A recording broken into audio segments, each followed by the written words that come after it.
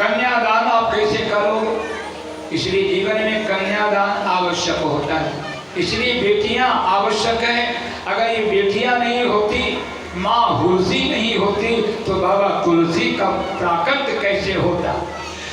एक माँ हुलसी ने एक ऐसे पुत्र रत्न को प्रकट किया कि जिन्होंने इस संसार को चलता फिरता हुआ कल्प वृक्ष रामायण के रूप में दे दिया, जो घर घर में व्याप्त है। तो उस माता हुलसी को प्रणाम है जिन्होंने संत बेटा को पैदा किया, प्रकट किया उन्होंने। एक बार रहीम खान खाना जो अकबर के दरबार में रहा करते थे, तो रहीम जी और तुलसीदास जी ये दोनों समकालीन संत हो चुके हैं और ये 550 पहले की घटना है। तो रहीम जी और तुलसीदास जी दोनों जा रहे थे गंगा स्नान करने के लिए। तो रास्ते में वार्ता चली, तो तुलसीदास जी ने पूछा रहीम जी से कि महाराज एक बात बताइए, ये संसार की स्त्रियां इतना कष्ट गर्भ धारण करने का क्यों उठाती हैं? विनय पत्रिका नामक ग्रंथ में बाबा तुलसी ने लिखा, जो युवती अनुभवती प्रसव अति और दारुण दुख उपजे, जो युवती अनुभवती प्रसव अति दारुण दुख उपजे।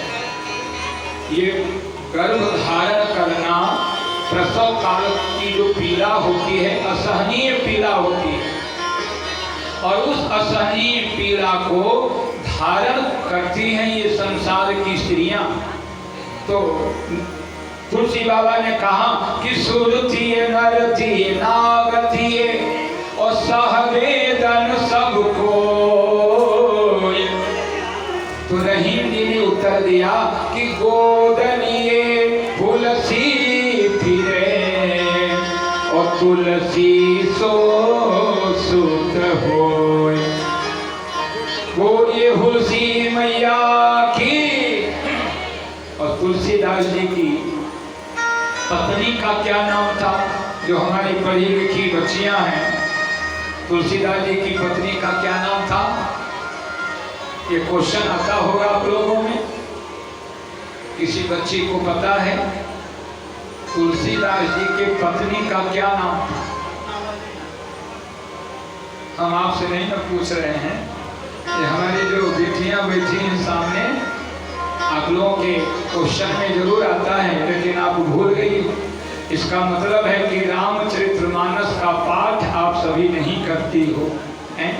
देखो IAS PCS की तैयारी करो, IAS की तैयारी करो, अच्छी बात है। और हम व्यास देव से मंगल कामना करते हैं कि लक्ष्मीगंज की जो बेटियां हैं वो IAS PCS की तैयारी करके एक अच्छे पद पर अधिकारी बन करके और अपने इस नगर का, लक्ष्मीगंज का नाम अमर करे। लेकिन साथ ही साथ हमारा अनुरोध भी है कि एक रामचरितमानस का गुटका भी रखो और रामचरितमानस का पाठ करो। और ये मैं पूरे दावे के साथ कह सकता हूँ कि अगर आपने एक दोहा भी रोज अगर आपने पाठ किया है, मन कामना सिद्ध नर पावा और यह कथा कपट तजि गावा। ये बहुत उत्तरकांड की ये चौपाई है। मन कामना सिद्ध नर पावा और ये यह कथा कपट तजि गावा। आपकी मनोकामना सिद्ध हो जाएगी, क्योंकि रामचरितमानस सिद्ध ग्रंथ है। इसमें एक एक चौपाई महामंत्र है। इसलिए गोस्वामी जी ने लिखा है कि महामंत्र मणि विषय व्याल के, महामंत्र मणि विषय व्याल के, निकट कठिन कुमंकर भाग के, निकट कठिन कुमंकर भाग के, निकट कठिन कुमंकर भाग के, निकट कठिन कुमंकर भाग के, निकट कठिन कुमंकर भाग के।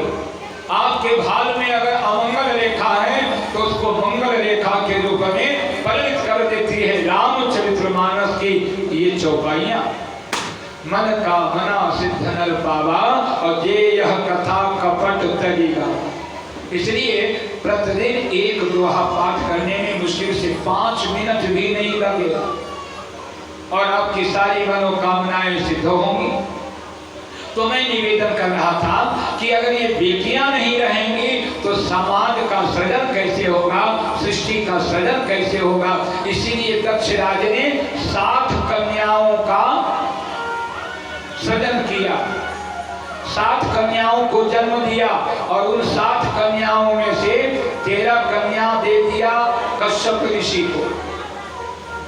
तो अदिति से देवताओं का वंश चला और दिति से दैत्यों का वंश चला और उन्हीं की अन्य पत्नियों से कद्रु और बीनता से पशु पक्षी नाग कीड़े मकोड़े जहरीले जितने भी जीव जंतु हैं ये सब कश्यप जी की ही संतान है। तो इन बेटियों से ही ये पूरा संसार का सृजन हुआ है। इसलिए वेद भगवान की श्रुतियां भी कहती हैं कि मातृदेवो भवः। सबसे पहले माँ का दर्जा ऊंचा है, माँ को दर्जा दिया गया है, माँ का पहले सम्मान किया।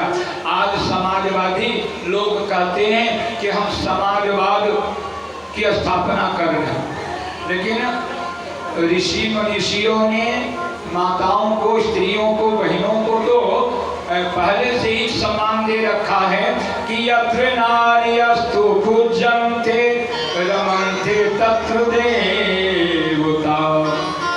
नारियों का सम्मान होना चाहिए। इसलिए घर में भी नारियों का अपमान नहीं होना चाहिए क्योंकि ये लक्ष्मी स्वरूपा है। इसलिए बाबा तुलसी भी सीताराम जी के रूप में सबकी वंदना करते हैं। सिये राम मय सर्व जगदानी, सिये राम मय सब जग जानी, सिये राम मय सब जग जानी, सिये राम मय सब जग जानी।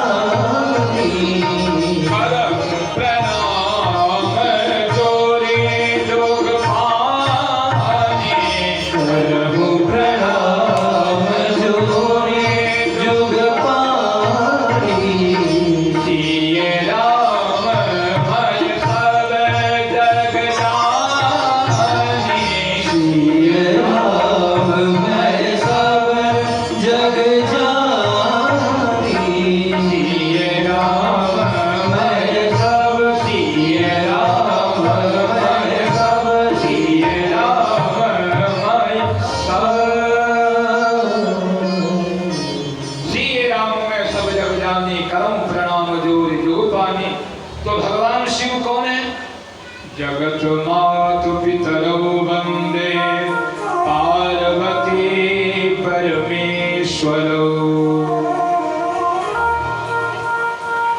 ब्रह्मा जी कहते हैं कि हे मुने, भगवान महेश्वर के इस सुखदायक वचन को सुन करके सब देवता मुनि आदि को अवसर पर बड़ा हर्ष हुआ और कुटुंब सहित दक्ष भी बड़ी प्रसन्नता के साथ शिव भक्ति में तत्पर हो गया।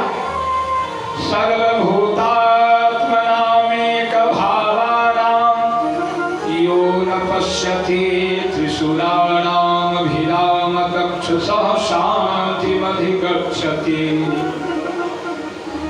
हरिभक्तो हि निन्दित तथा शैव भवेद्यदि तयोः शापा भवेयुस्ते प्राप्तिर भवे नहीं। इसलिए भगवान शिव की कभी निंदा नहीं करनी चाहिए। दक्ष का यज्ञ पूरा हुआ, तदंतर सारे देवता और ऋषि संतुष्ट हुए और भगवान शिव के यश का वर्णन करते हुए अपने अपने सभी स्थान को गए। बोलो शंकर भगवान की। और जब दक्ष राज के यज्ञ में सती जी जल गई, कल की कथा में आप लोगों ने ही श्रवण किया था, तो कहाँ जन्म लेती हैं? तो उन्हीं माँ भगवती आदि शक्ति को प्राप्त करने के लिए हिमांचल राजा ने, मैना देवी दोनों दाम्पत्य ने कठोर तपस्या किया हिमालय की तलहटी में जाकर के। और माँ भगवती ने वरदान दिया कि मैं तुम्हारे घर में पुत्री बन करके आऊंगी, तो चिंता मत करो।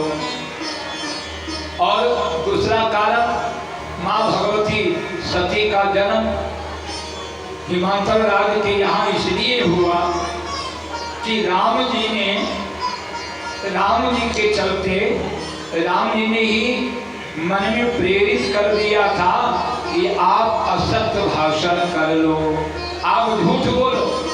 और इस बात का प्रमाण बाबा तुलसी दे रहे हैं, शंकर जी भी इस बात को स्वीकार करते हैं। सती जी ने, वो तो पतिव्रता नारी थी, आदि शक्ति थी, तो वो झूठ क्यों बोलेंगी? लेकिन नहीं, शंकर जी ने प्रणाम किया राम जी की माया को कि तब राम ही माया